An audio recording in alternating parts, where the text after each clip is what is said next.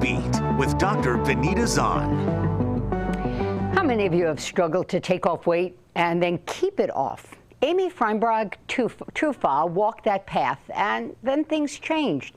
What was it that helped her get off the lose and gain cycle? Amy, good to see you. Hi, Benita. Thank you so much for having me here. I'm delighted. Amy, you are an actor and a model, and you've been recently on Dr. Oz, but it's your journey for body self-acceptance, really, that brings us together today.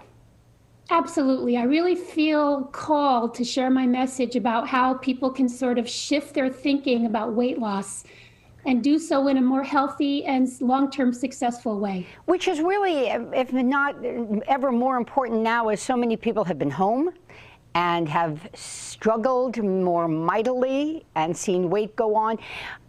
You know, we can talk all about it, but for you, what did it come down to? For me, what it came down to was finding my personal reason. And that happened very interestingly, believe it or not, at my father's deathbed. He was talking, actually, he met with each of us individually. We didn't really know this at the time, that he was meeting with us each personally and individually to talk with each of us about what he saw as our biggest challenge in life in a very loving way. And he asked me to bring my then 13-year-old son to him to speak with him about this. And he sat him down on the side of the bed and said, you know, I might not be around to see who you become. I know you're going to be great. But please remember this, it comes down to exactly this. You've got to make the life you want and be happy. And although, Benita, that information was from my son, I'm standing there and the top of my head blew off, you know, figuratively, because it is as easy and as difficult as that. I'm glad you said the life you want, be happy. So that became my beacon through the whole thing, you know, to just one slow, patient step at a time, walking toward carving this better, healthier, happier life for myself. But Amy, let me jump in for a sec. For a lot of people, getting to what they think would be their best life is very scary for fear that you may stumble on the way. Yeah. So I'm here to say, go ahead and stumble, but you get back up. That's the key. And if each of us knew how to lose, in my case, 145 pounds, we never would have been in that position to begin with. The other kind of strange thing that has to happen here, Benita, is I believe we each have to find a way to love that part of ourselves that got to that place in the first place, you know, that got to that higher weight. For me, I stopped weighing myself at 311 pounds, and I'm sure I gained more weight after that. That's when I stopped, because it seemed helpless, hopeless, too hard, you know? And what I had to learn was that the success for me came in small, moment by moment, hour by hour, day by day steps, and just an immense amount of patience for myself. Amy, there are also those who say, well, part of the problem is we fat shame, and that I'm happy being this size, and I'm healthy, and I exercise, so leave me alone. Right. And honestly, if someone is happy and healthy at their size, leave them alone. I agree. I was neither. I was in constant pain with a back problem, which turned sciatic, because try to carry an extra 150 pounds on your spine, it makes a difference over time.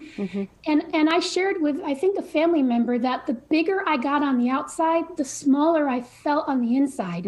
I wasn't going places. I wasn't doing things. I would really hold back. I was nervous about getting on a plane. Is the seatbelt going to close?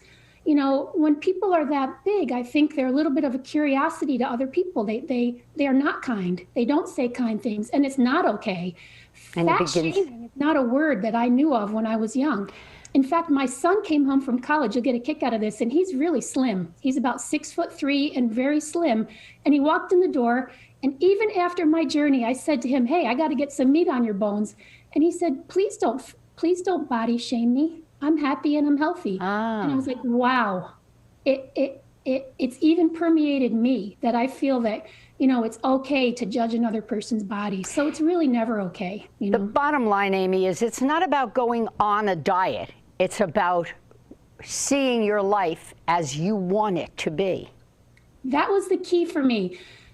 Okay, so food always felt, I had a tremendous amount of anxiety around food. What am I going to eat? I have to eat something. We all have to eat. But what is it going to be? Is it going to be too much? Am I going to gain weight? Oh, the heck with it. I can't figure it out. I'll just eat whatever I want.